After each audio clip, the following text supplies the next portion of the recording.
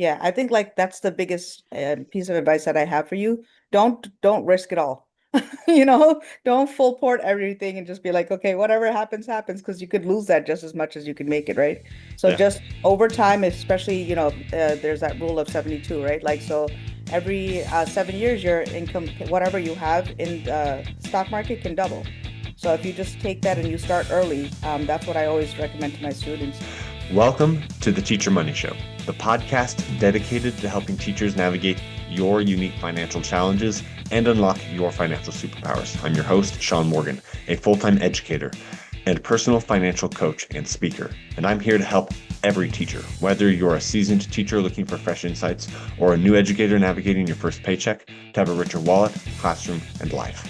The contents of this podcast are informational in nature and are not legal or tax advice, and neither I nor my guests are engaged in the provision of legal, tax, or any other advice. You should not act upon this information without first seeking appropriate advice from an accountant, financial planner, lawyer, or other professional. Before we begin, I want to invite you to a free webinar that I'm hosting on September 23rd, 2025 at 7 p.m. Central Time. It's called Your Financial PEMDAS for Guaranteed Success. Go to teachermoneyshow.com/webinar to sign up. Invite a teacher friend to come along with you and start building your financial success together. I'm super excited to have Christina on the show today.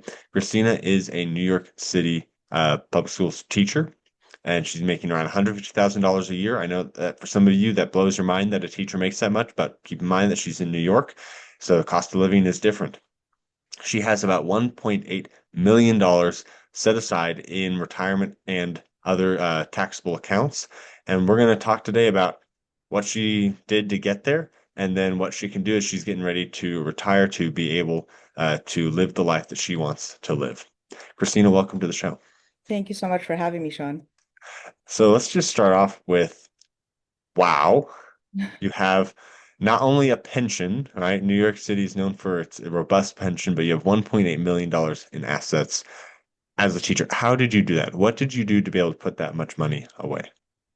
So first thing is I started early. So as soon as I could put money into like the Roth IRA, even though it's like 7K, but you could also put about 23.5 now into like pension. And so all of that is pre-tax. So that goes right in. And a couple of years ago, I found out about 457B, which means that you could put another 23.5 away per year. And that changes yearly based off of federal requirements and stuff like that. So that was one way to kind of like just start. And then a lot of it is just also like putting money towards like brokerage because there's no real like cap. There's no limit on how much you could put towards brokerages.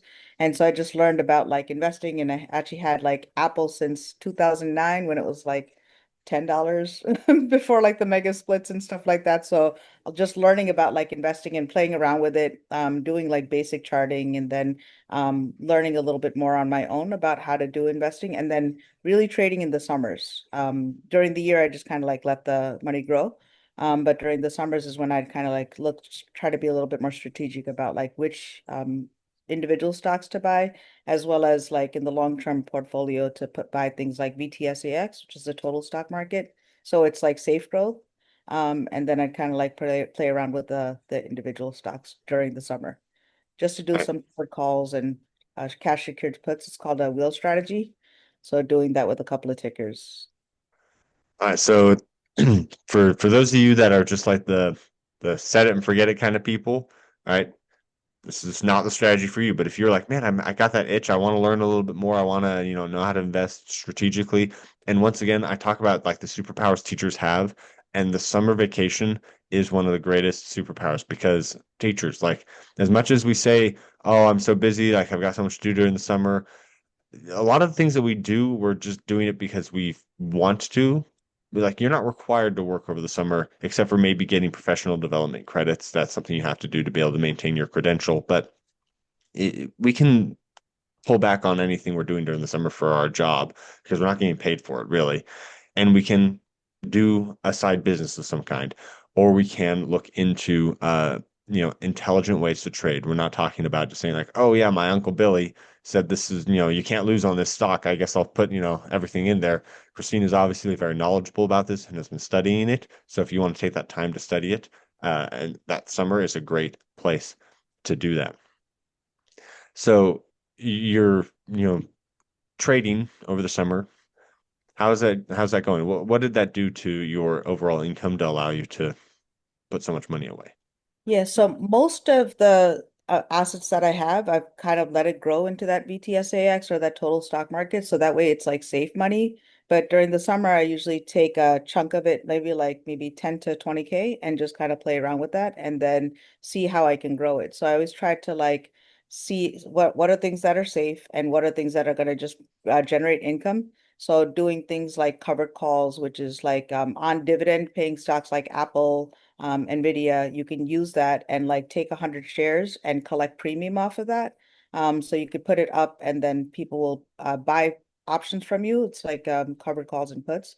And so then you're just generating premium and then that's a way for you to collect money. And if the shares get called away, they get called away. I just buy it lower later. So there's like the wheel strategy that I was talking about is can be done with low income costs like Roku. You can start with that. So that's like maybe 60. You can even range trade, right? Like buy it when it hits like $60 and then sell it when it gets to 100, right? So it might take like 6 months for it to do that, but that's like, $40 per share, for 100 shares, or even if you could do a little bit more, there's ways to tra change that money into double it or triple it. So I think that that's the thing. And it doesn't require a lot of income, a lot of capital, but just playing around with a little bit per summer, and then seeing how you can grow that. And Yeah, then I love just be safe, like stay safe, until you like really learn, do some paper trading. I would strongly encourage doing some of that before you play with real money. Yeah. Yeah, I absolutely love the stay safe part of this. I was going to make sure we emphasize that as well. Like this is not betting it all on black, right? We're not talking about putting the majority of your money into this. We're talking about, small amounts, 10 to 20K. Like Christina's talking about 10 to 20K when she's got a $1.8 million portfolio, right? Don't put all your life savings into doing this, and especially don't do it without having practice. Like I love this paper trading idea, which is for those that don't know, paper trading is when you say, okay, this is what I would have done, and you then track it and see if you were right, right? And you get a feel for it without actually putting any money into it up front. So do that, one, maybe even 2 summers to try and get a feel for it before you actually get into it fully. I also have a whole episode that I did on options trading. I'll put a link to that in the show notes. So that way, if you want to get a deep dive into not like everything options trading, but like what these words mean that we're talking about, how you can get started, things like that. If this is something that's interesting to you, you can listen to that episode as well. And I also just, if you're not into options or you don't want to learn about that, because I know some people get turned off just by the name of it.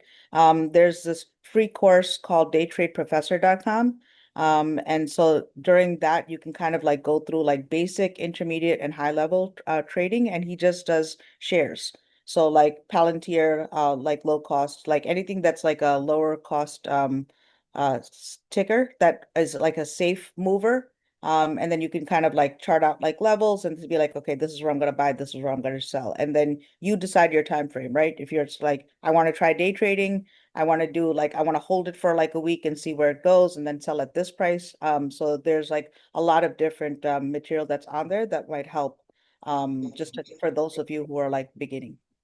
Yeah, and something else to keep in mind is like you need to make sure that your timeline is doable because like a lot of people that are day trading are doing it full time so they can like watch it. Like, but if you're like in the middle of proctoring a test, you can't be watching your day stock. So just keep in mind that you want to have something with a longer time horizon if you're in like school session. But if you're in summer and this is interesting to you and you want to focus on this and basically make it your job during the summer, then that's something that you can really focus on. But you have to have that focus to be able to handle like those minute things instead of being like, oh, I'll just forget about it for a week and then uh-oh, right? So that's the thing to really keep in mind is that the time aspect over the summer is what makes this powerful if you can and you want to focus your attention on it.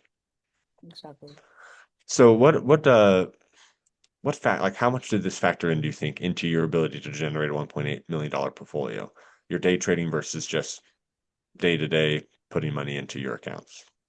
So I would say a lot of it is like using the retirement funds to keep the money safe, right? So that's growing. I don't have to worry about that. So about half a mil is towards like retirement, right? And then the other income that I have is generated through the Roth IRA. So and then the some other amount is like also through for the 457B. So all of that is stuff that I don't need to manage.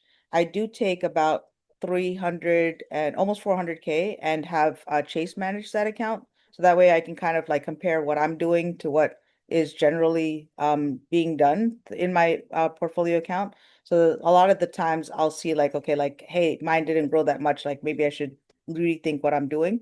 So just having like a bank, so about like half a mil that I actually you know, trade myself. But again, same thing. A lot of that is like putting it into like ETFs, and then having like a small amount that I'm playing around with, and then once I feel pretty confident, especially like things like Apple, okay, I know the levels now just because I've had it since 2009. So when it hits my buy price, I just do like a limit order. So whenever it hits, if it's through the year or if it's in the summer, whenever it hits, that's when I'm gonna buy. And then I just like hold on to it until like it gets to like what I know is like the high, if it's like 230, and then that's when it's going to sell, and then just keep doing that over and over. I hope I'm answering the question. No, that's great. So the point is that, we've got, I'm going to put this in thirds. We got, like about half a mil just in like, like maybe 600,000 in these, safer, just regular retirements accounts. Then you've got, another third, you have it invested with a brokerage who's basically managing the investment for you. And then you've got another third that you're investing, of which the majority of that is just in ETFs, which are exchange traded funds. They're, relatively inexpensive baskets of goods usually that are just going to grow steadily, right? So only a very small portion are what you're using to trade and grow that. You're keeping a lot of it in safer things. So a big chunk of this you are, just investing starting early, like you were saying, putting money aside, trying to max out those retirement accounts as much as you can from year to year. Uh, and that's how you're growing it. Is that Exactly. fair to say? Yeah, Awesome. 100%. Yeah, I think like that's the biggest piece of advice that I have for you. Don't risk it all. Don't full port everything and just be like, okay, whatever happens, happens, because you could lose that just as much as you could make it, right? So Yeah. just over time, especially, there's that rule of 72, right? Like, so every 7 years, your income, whatever you have in the stock market can double. So if you just take that and you start early, that's what I always recommend to my students is when I was teaching pre-cal, like I was telling Shaun, like there's no test at the end of the year. So I used half of the year to just teach students just how to like trade. So short-term trading, long-term trading, investing. So a lot of it is just like being safe and knowing, okay, this is why I'm in the trade. This is what I'm doing. This is when I'm going to enter, and this is when I'm going to exit, right? So having clear plan as to your income, or the capital that you're playing with, right? So that way you're not like just okay, hope, wishing and praying, and then if it hits a certain amount, you have to know, okay, if it hits this target, then I'm going to scale out a third, or if it hits this target, I'm scaling out a half, or I'm just going to take out all of it at this point, and then if it goes higher, oh well, somebody else can get that money. You just play with money, that play the trends, and then see, okay, like this is what's happening. And then I'd also recommend during times that the market does pull back, like during COVID, the market came down a lot, right? So during that time, don't panic, put more money in, so you could put in like another 15, whatever you have, like just a part of your savings, you can put that money in, and then when it goes back to all-time highs, you can either take that out, that's a strategy, or you could just let it go and then add that to your portfolio. So there's a lot of different things that you can do based off of what it is that your game plan is, but I would strongly encourage if you're going to do this to have some sort of plan. Don't just blindly, if you're going to blindly put money in, which is fine. People put like monthly flows. That's another strategy, right? Just monthly flows, no matter where the market is. And then just put it into SPY or SPY in NASDAQ or into the VTSAX, which is the total stock market. Wherever you feel comfortable, depending on your level of risk, just put that money in monthly and don't worry about it. Yeah. That's usually the policy that I advocate because I don't personally trade stocks. I got way too many other things to do, so I usually just say, let it go into one of these, total market or S&P 500 and let it ride, right? And that is, if that's what you're comfortable, then do that, right? We are just presenting options, pun intended, for you to, look at of how you can, grow your wealth depending on your comfort level, depending on your time commitment, depending on how interested you are in doing this. But once again, you must have that time to focus on this if you're going to use that. And I love this thing about putting money in when the market is down. I probably told the story before, but my wife was taking an economics class for just trying to get her bachelor's, which she hasn't received yet. And in the class, it asks a question like, why do people pull their money out when the market goes down? And it's supposed to explain like, oh, there's perceived risk and all that stuff. And she just said, well, that's stupid. It means it's on sale. It's like, you're Exactly. right. Like, obviously, we talked about it a little bit before, but she's just like, that doesn't make any sense. So it's just, putting money in when the market is down is where you're going to be able to grow it because if it's down, it's going to come back up. And if it doesn't come back up, then we got bigger problems, right? So that's what I always say, put it in when it's down because if you lose all your money because it goes all the way to zero, then you're not going to be worried about your money. Bigger problems, exactly. There's this expression called time in the market versus timing the market. Mhm. Right? So keep the money in like over long-term growth, over the long time, the bull market will win. So just leave the money in and let it just grow. Yeah. There's no point of freaking out and like, selling because you could miss it like the next day it can pump up double what it went down. So which is typically what happens. And like during COVID, like a lot of people like took their stimulus money, put that in. And so, that was way to like increase money like pretty quick. Because on the come up, there's always going to be like some sort of like growth after there's a pullback. That's healthy for the market. So you wanted to do that actually. Awesome.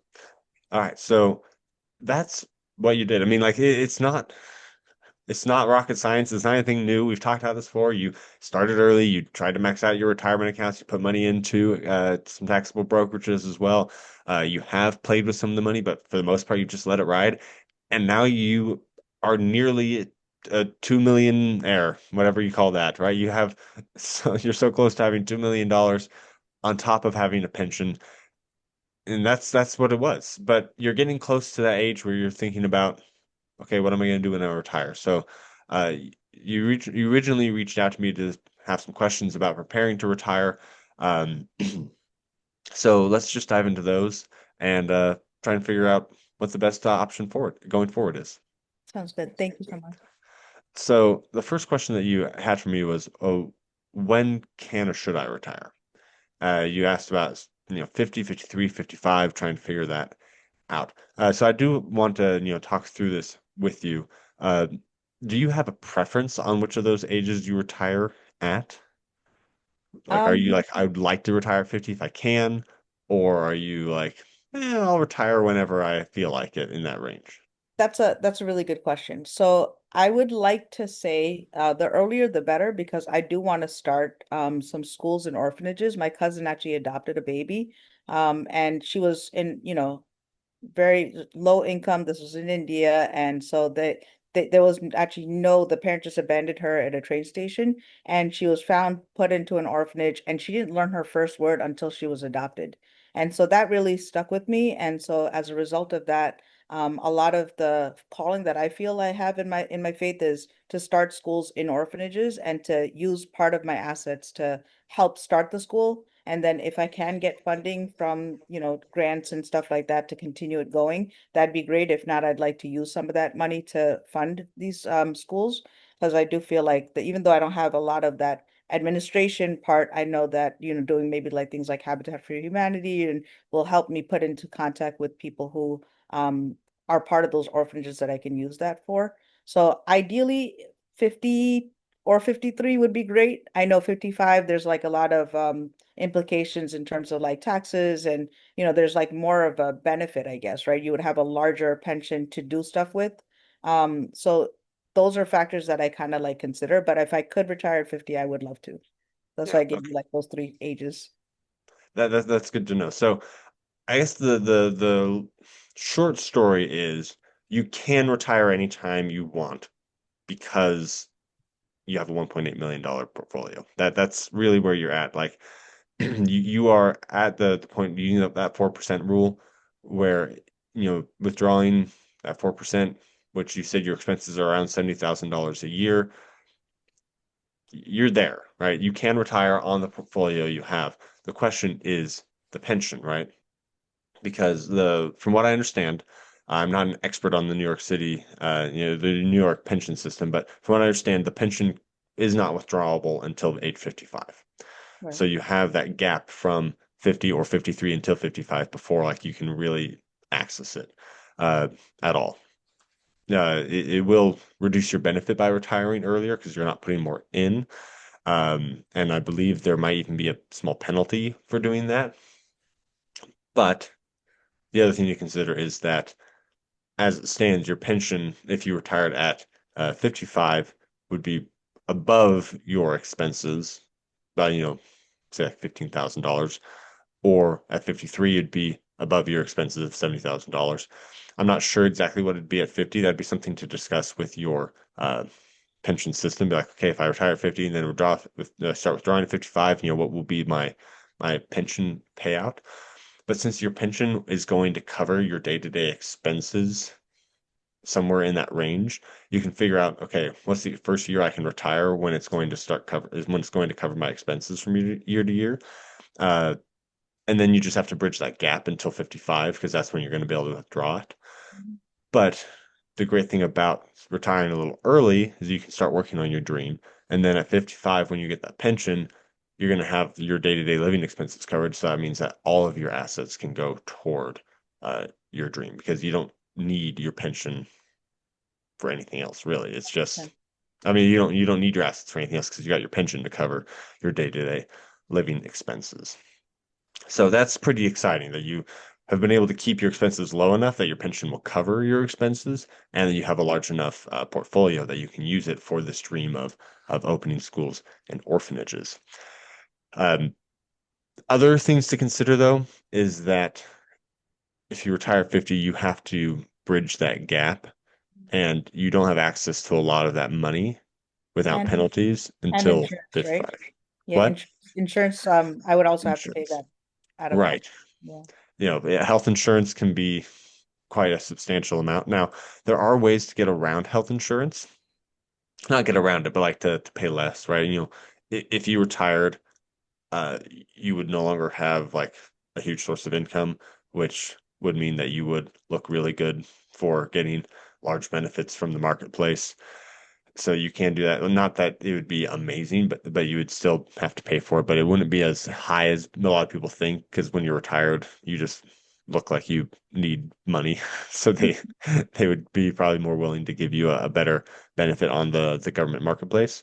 And depending on like your lifestyle, there are also what are called um, health shares. They're usually Christian-based organizations that they aren't technically insurance, but they're able to be cheaper because they have requirements like you're not supposed to be drinking, smoking, doing like dangerous, activities, things like that, and they can reduce your out-of-pocket payout because all the people that are part of them are generally healthier because they're not doing unhealthy things. So you I've can never look into heard of some of that. those.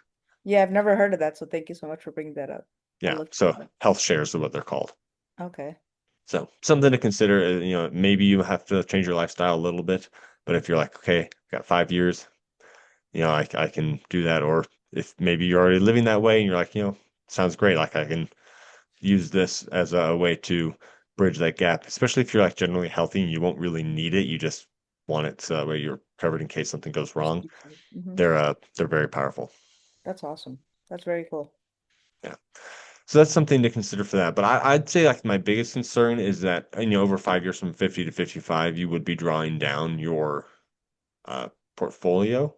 Um, Not that you're going to run out of money, but like if you're drawing down your portfolio and not living on your pension, you would have less money in the end to give to the orphanages and the schools, right? Yeah. Because you're not able to use that full amount. And the amount of the types of money you can access are different. It's like Mhm. the TDA you have. So, sorry, let me just back up. Right, we've got a tax deferred annuity, which is like a 403(b) type of product that they have in New York, of about 500,000. We've got the 457, which has about 80,000. Roth IRA at about 70. And we've got about 1 million in the two different brokerages, the Chase managed and the taxable brokerage. So the TDA, which is what most people would turn to first for retirement, would not be accessible until 55 as well. So you have that 55 line that they're like sitting Yeah. pretty hard, like you Yeah. should be 55 before you retire. Right. They won't let you access that. You would be able to live on the 457, the Roth IRA contributions, not the growth, and of course the brokerage accounts, just depending on which ones you want to balance. Yeah. Once again, that's gonna if you're retiring at age 50 and you have 5 years to go into that, $70,000 a year, that's going to be, like $400,000, uh, almost, that you're pulling out of your portfolio over that time period to live. Does that make sense? Yeah, that makes sense. I would do want to keep like so one of the things that I did think about is leaving legacy towards my nephews and my niece. I don't have kids of my own. I think at some point, when I do the orphanages and everything else like that, I'll put my, like time and energy into that. But one of the things is how I was able to even accumulate this and even start thinking about this because this is not common knowledge except through podcasts like yours was through my mom. And I think my mom was a big pillar in helping me understand like what it is to save and, leaving legacy because that's stuff that helped me purchase my own house and, things like that through her. So I think part of it is like when my oldest nephew is going to be turning 18 this December 25th, actually Christmas Day. So I would like to sit with him during that winter recess and just talk to him about like, listen, I'm going to give you 1,000 a month on for X amount of years. And then when you can put money towards that, then I'll stop contributions towards that. And then you can put your contributions. So eventually start to like do that with each of the three of them. So that way over time, I'm hoping to take the money that's in the brokerage and then put that towards legacy for their future and for their kids. Because that's something that I felt was like passed towards me. So it's not like there's none of this about like hoarding. I want to like be honorable with what it is that I have. And I also give a good chunk to like churches and to my church and to charity, not only for tax purposes, but more so because that's like first fruits. So that's what I've always tried to do right from the beginning is no matter the first check that I got, I remember taking 15% and just giving that. Some people do 10%, but that's something that my mom and my dad had always told us about is like putting first fruits towards like church and charity.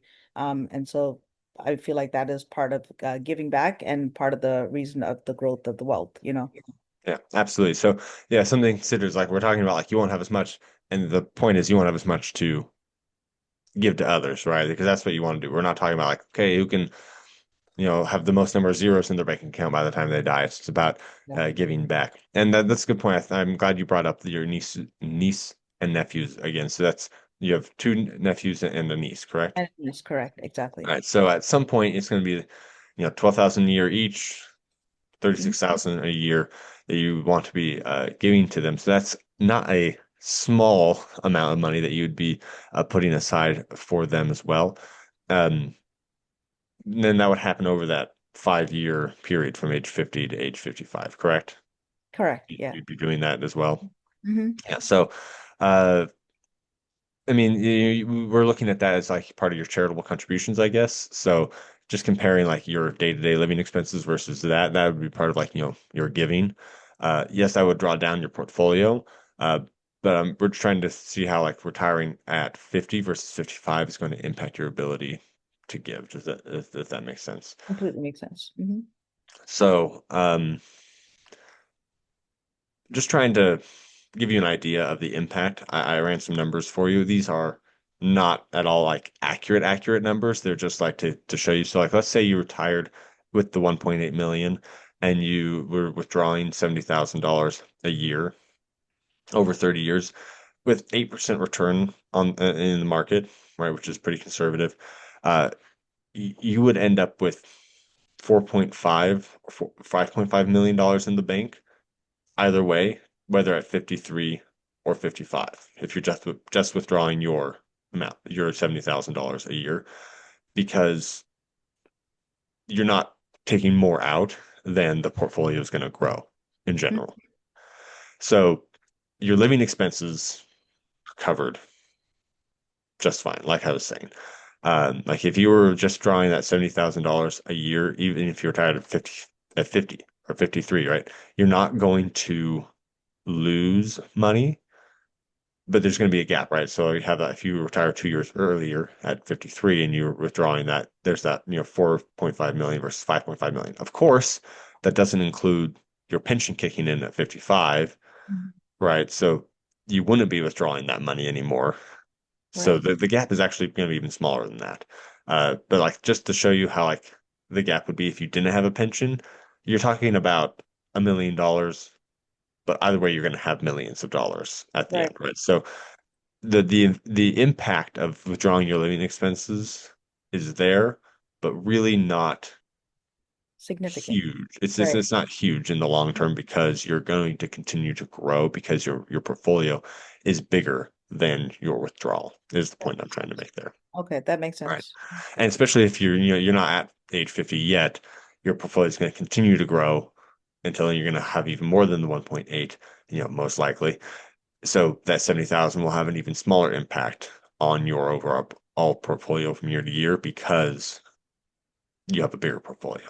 Okay, that makes So sense. that's cool. Like so, like if you're like I want to retire as soon as possible, then you definitely can, and you're not going to be losing money. However, if you do retire early, uh, you'd have to be careful about taking too much out of the portfolio to start doing the things you want to do, Mhm. because then it would start drawing it down, right?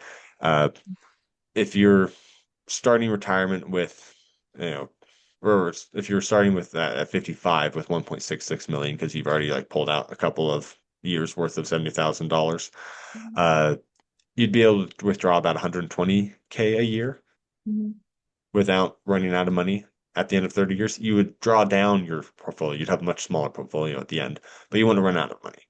At the $1.8 million, you could do $130,000 a year for 30 years without running out of money. So, like the difference between that $200,000 almost, or $140,000, is that $10,000 a year that you can pull money out. But once again, you're pulling your portfolio down significantly. Mhm. So you need to keep in mind that if you're going to be withdrawing from this portfolio, you're going to much higher than that $70,000. You're going to start making your portfolio smaller and smaller from year to year, Okay, right? that makes sense. Because the way the math works is for every $1 million, you can withdraw about $40,000. So you're at that point where 70,000 is like right at that spot for the Right. 1.8 million, where like it's just going to be golden. Right. So Okay. anything more than that $80,000 range or so, maybe 90, maybe 100, depending on how the market goes, by the time you reach 50, you're going to start making your portfolio smaller, most likely over the course of the next 30 years. I'm assuming inflation would also have a factor in some of that and stuff as well. And the 4% rule includes inflation in Okay. its assumptions. So I'd highly recommend you actually read the 4% rule study. It's called the Trinity study, and I will link to that in the show notes at teachermoneyshow.com/podcast. And all the show notes will be there. I'll also link to, the day trade professor and things like that we talked about. But the Trinity study just explains the 4% rule, how it works. And what they're doing is looking at historical data. They're finding the absolute worst year to retire in the last 120 years now or something like that.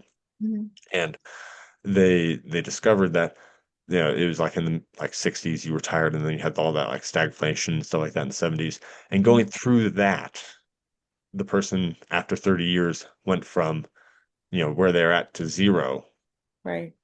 by withdrawing 4%. But the majority of people had more money at the end of 30 years. They were saying that the absolute worst you can do was 4% on the historical uh, trend. So That makes sense. we're just talking about being safe. But like if you're, growing your portfolio from year to year, you really don't have to worry about it as much. Just keep in mind that that 4% is like that bottom safe withdrawal amount. That I wouldn't want to go above that Mhm. from year to year.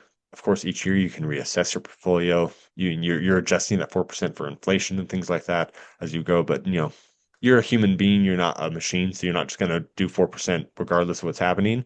Right. But just keep in mind that that's kind of the general rule of thumb for keeping you from losing all of your money before a 30-year retirement is over. I assume you want to do longer than 30 years. Uh, but the 4% rule, since it usually ends up with having more money, is probably safe for a longer than 30-year retirement unless we get hit by something awful. But once again, we come back to the fact you have a pension. So worst case scenario, you're just living off your pension and you're fine, right? You don't Yeah. have like a huge Loss. you don't Yeah. have to live just on your portfolio. It's just that 5-year period that we're looking at that Hmm. you would need to be careful not to reduce your Oh. portfolio too much. Hmm. That makes sense. Okay. So really that 5-year period from 50 to 55, it'd probably be better to make that like if you're going to retire, like a ramp up period, like learning what to do, how to set up orphanages, maybe get Hmm. involved helping somebody else so you can like get a feel for it. And then when that pension comes in, you can then start using your retirement funds for other like to actually do it yourself. That's kind of like my way of thinking about it, just because like if you start trying to like put too much money into your dream early, you're going to run out of money sooner than Right. later, Right. right? You want it to last as long as possible. That and like you're saying, there is a learning curve, right? Like so getting into contact or getting into a network where I'm being around people that would be able to help, right? Like looking for teachers and things like that to set that up. So I think like that all of that stuff is important to keep into consideration. Yeah. Good point. All right. So I want to answer your next question best I can. You're talking about how to optimize your accounts to minimize taxes. Okay. Um, and I'm just going to quickly go through this because well, I'll tell you the punchline at the end. But the punchline here is, or the point here is that there are a few things you can do to minimize taxes. For example, you can do Roth conversions, right? You can uh, put money into a regular retirement account, move it over to a Roth account. You pay taxes then, but you're avoiding large RMDs later, which with a portfolio of 500,000 right now in your TDA, it's going to grow.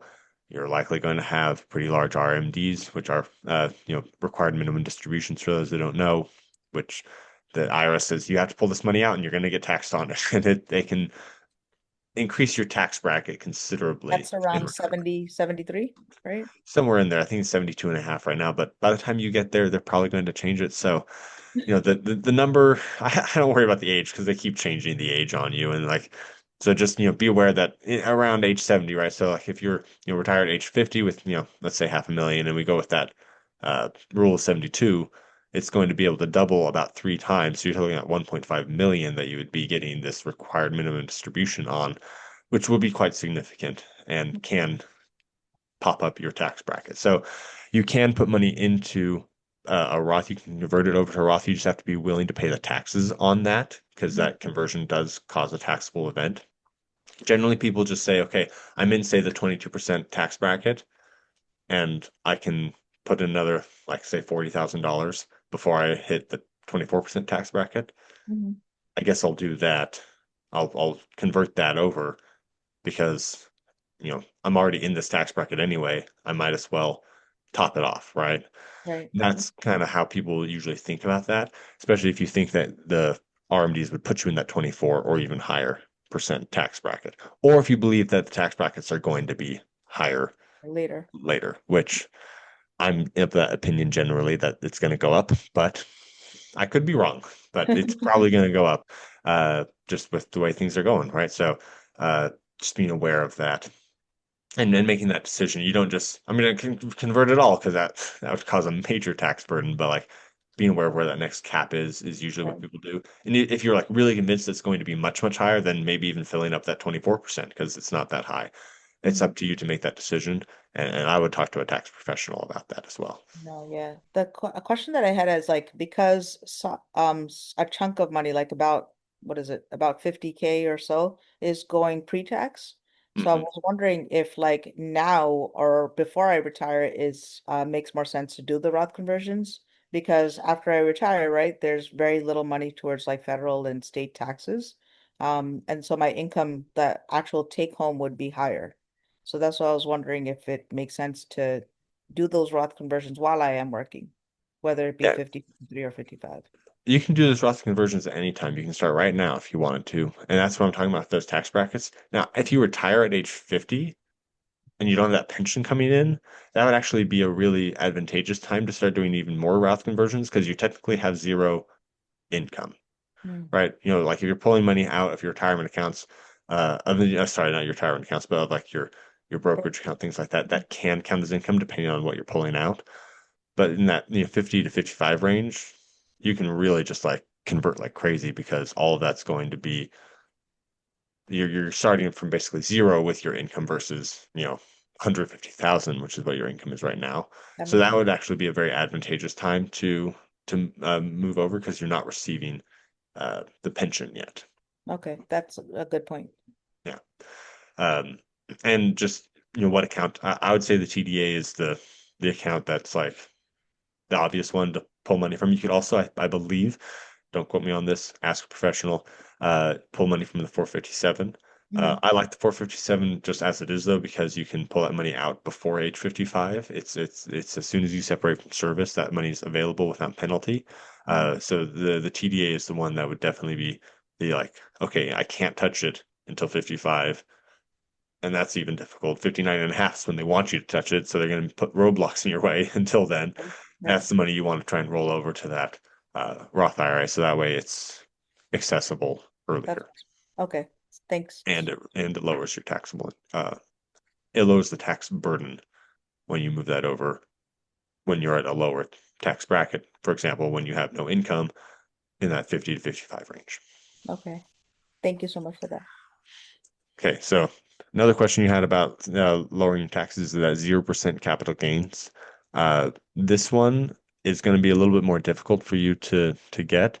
Now, once again, during that 50 to 55 range, if you're retired, you could definitely take advantage of this if you wanted to.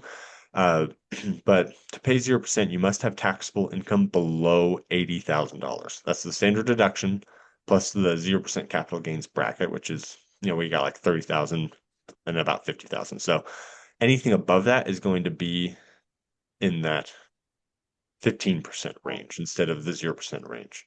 Got it. Okay. So the only way you pay 0% on capital gains is if you have that below there. But once again, if you wanted to do this instead of the Roth conversions, you could pull out $80,000 of the gains every year and live off of that with 0%, which once again, pretty cool. That's higher than your living expenses.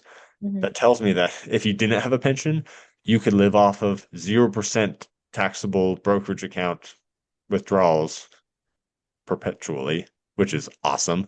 Forever. But forever. But since you have that pension coming in at age 55, you won't really be able to do that because your pension is going to be already hitting that max That basically. amount. Okay, that makes sense. 15% is still not bad compared Hmm. to 22 and 24%, but it's not going to be in that 0% Okay. range. But 15%, you get the 15% long-term gain up to like $500,000.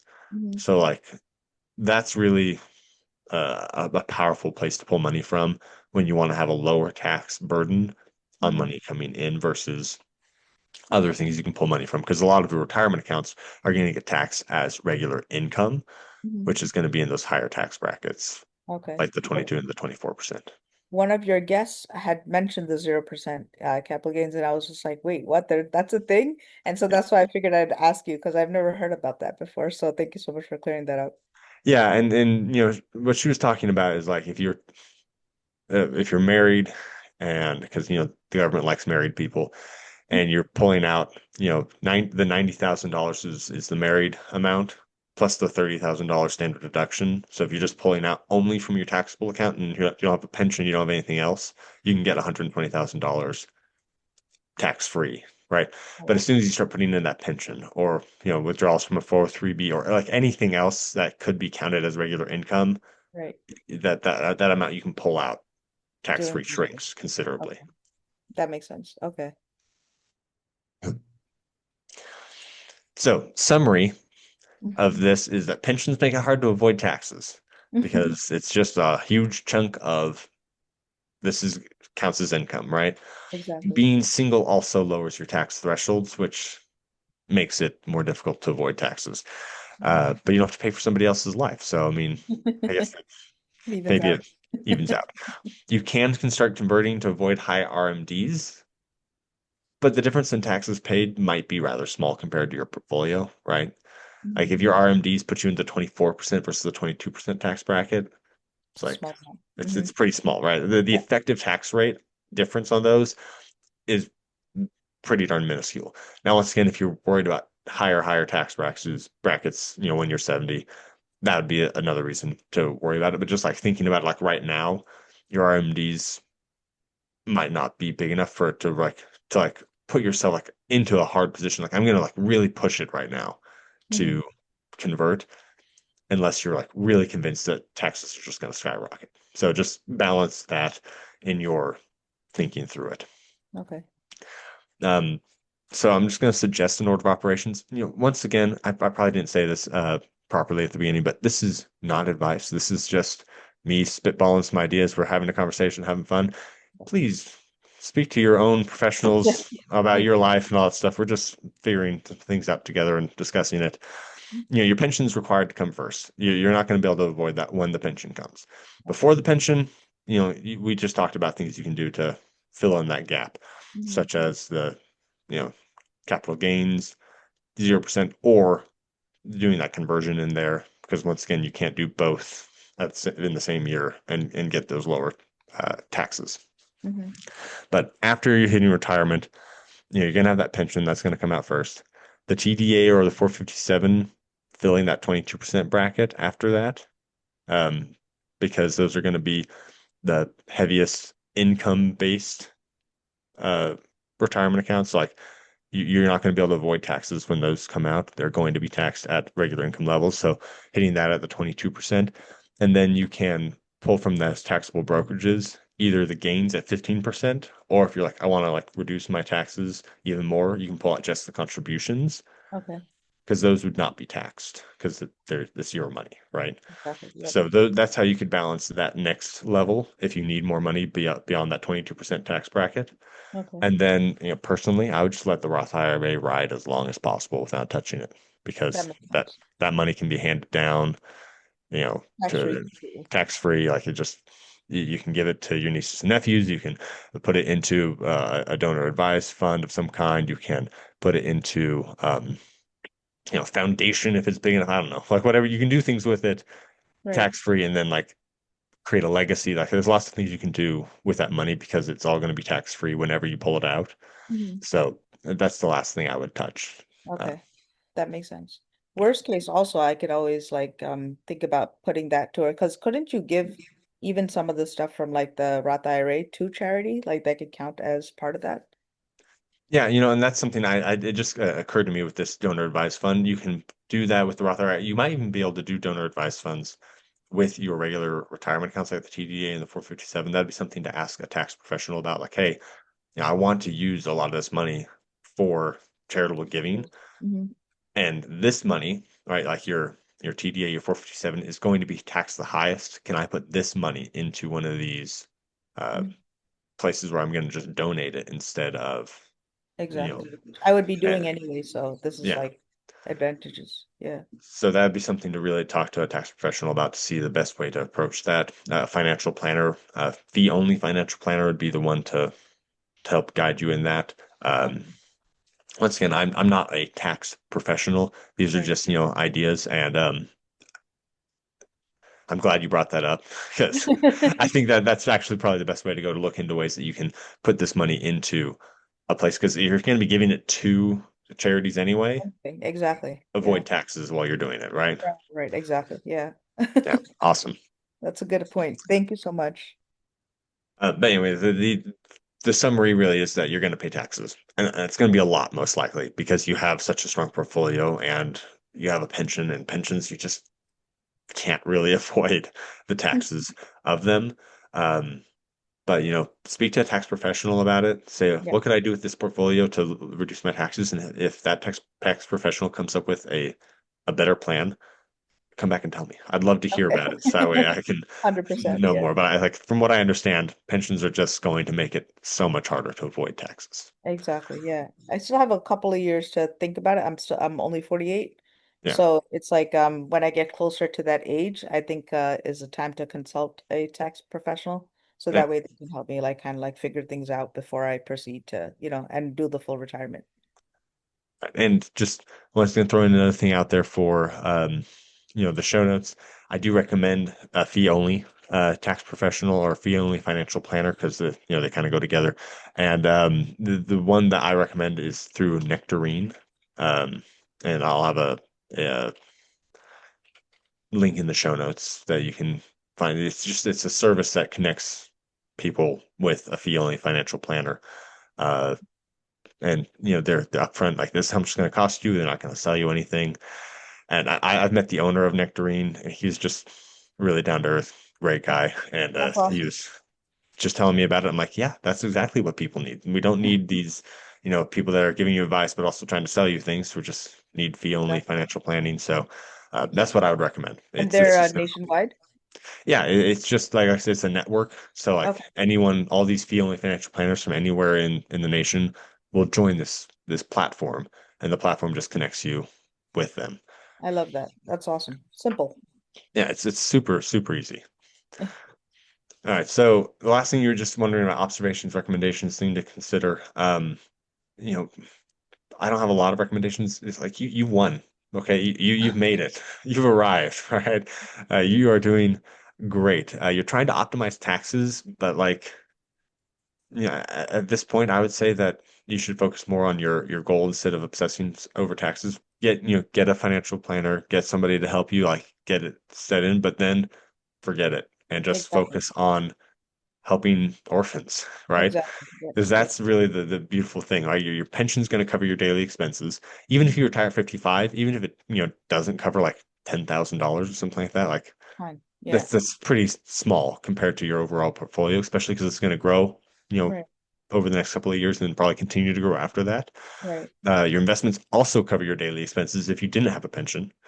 So basically, you're going to be able to spend your entire salary on making the world a better place every single year That's and exactly what I want to do. have your money grow Hmm. bigger and bigger and bigger in the process. So that way you can spend even more on making the world a better place. Exactly. Yeah. It's That's an that's amazing really thing. what I want to do. I think that's like my heart is die with zero.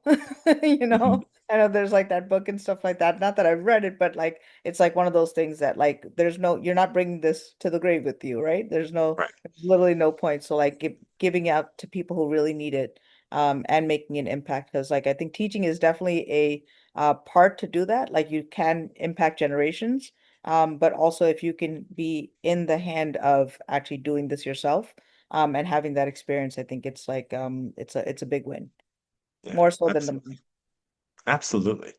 And the fact that your heart is in the place where you want to help. Like so many teachers are, like so many teachers want to help. But then we say, well, I'm a poor teacher, I can't do anything, right? But Hmm. you're not a poor teacher. You're a rich teacher. And because of that, you're going to be able to actually do some amazing things. And that's why we want teachers to have more money because we can make a huge impact with our students with like we can just stay longer in education helping them we can demonstrate we can model good financial habits to them and then when it's time to go we can leave before we become that curmudgeony old teacher who doesn't want to be there anymore and we Exactly. can go out and make another huge impact in the world like you're going to do it's just there's so many benefits to financially empowering teachers. And one more piece of advice that like has helped me stay this long because I just finished my 26th year is like when I went to Japan and Australia, they were saying like how they every 10 to 12 years they do something a little bit different. So I've just switched schools every 10 to 12 years. And like I feel like this is my third year teaching because I just switched and 3 years ago and it feels refreshed. I don't feel like I'm bitter or at that point where I'm just like, I want to leave the classroom. That's why I'm like, I'm giving you like a range of options I need to stay to 55 or if I want to stay to 55, I'm completely fine with that because I know like it'll give me a footing to be able to do even more when I'm done. And then along those lines, I was going to say, like, work as long as you want to, but leave when the time is right. I think that's the biggest thing is that I want teachers to be able to work as long as they want to, but leave. Like, if please, if you are not enjoying teaching anymore, your Yeah, students can tell yeah, it's time to go, right? So that way you can do other things. Like your goal is a beautiful thing. So I definitely wouldn't want you to get stuck in one more year syndrome where you're saying, oh, just one more year, so that way I'm, like in a cushier spot. Like you right. could retire before the beginning of this school year, Mm. and you would probably be just fine. Be okay. Right. Okay. Yeah. More than like I can't predict the future, but you would be Right. just fine as far as I can tell. So that's where you're at, right? Yeah. So retire when the time is right. Um, the more you work, the more it's going to grow, the more you'll be able to, have more money, but also, you know, get that time going where you're working Exactly. on on on your goal, you Yeah. know, balancing that is where you're at, I think. Yeah, and you made a good point about like doing some of that stuff. Like, so maybe even next summer, I know this summer is like kind of like winding down, almost too short, but even though there's like another month or so, but using the time to kind of like build those networks and stuff like that. So that way I'm like ready to go when, the time is right. But yeah, I think like strongly, I have really good admin and, I feel like in a point where I can help other teachers impact their classrooms. So I think right now, like maybe a couple more years and then we'll see. But thank you so much for being a thought partner through this. Yeah. I really enjoyed this conversation. I hope that my thoughts, not advice, because I'm not a financial advisor, my thoughts have helped you think through what you need to consider as you're preparing for retirement. And I cannot wait to see what you do, making a huge impact in the world. Thank you so much. And same with you. Congratulations on the baby. I heard you just had one. Yes, So, I did. Thank you. yeah, congratulations. Wow, wasn't that a fun conversation with Christina? I loved talking to her. Here are the clip notes from our discussion today. Number one, start early. You need to start as early as possible. Even if you're 10 years from retirement, now is the time to start. Start as early as possible, growing your nest egg for retirement so that way you are ready to retire early. Number two, you can learn how to day trade or swing trade or options trade, whatever you want to do. If that's how you want to grow your money, just as long as you have that focus and that's what you really care about. I'll have in the show notes the episode on options trading from earlier in this podcast, as well as daytradeprofessor.com. You can go to teachyourmoneyshow.com/podcast to be able to access the show notes for all the shows there. And if you look in your description in your podcast player, you can find the direct link to the show notes for this show there. Number three, put your money in when the market is down, right? You need to be putting money in constantly, but if you have money and the market's down, that's the time to put more money in because it's on sale. If it's going to go all the way down, you have bigger problems than losing your money. If it's going to go back up like it historically has, that means that's the time to put the money in. Number four, the 4% rule is what you can consider when you're deciding how to put your money, pull your money out. And if you have your pension, which is bigger than the amount you spend, then you can pull out 4% of your portfolio to make an impact in the world. Or if you don't have a big pension or you don't have a pension, you can pull out 4% for your expenses, and that's how you're going to decide how much you can spend in retirement.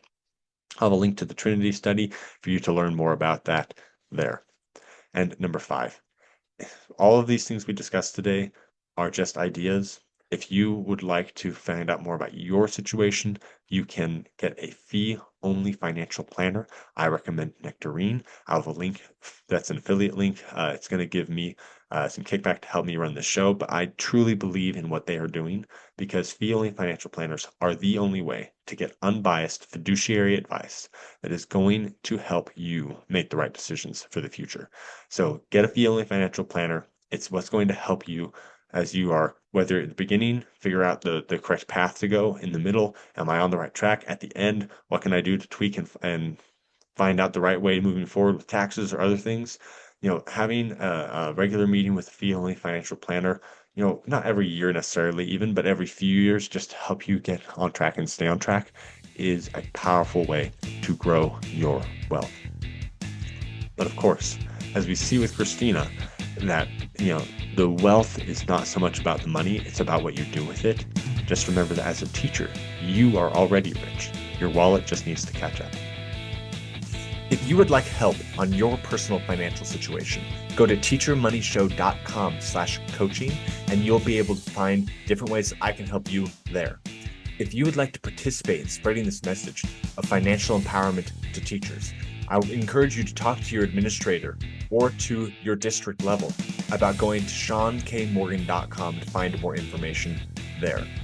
And regardless of which one of those you need, please like and subscribe so that way we can spread the reach of this more. Leave a 5-star rating and review. That's going to help more teachers find this, and then turn around and tell a teacher friend. I really appreciate it.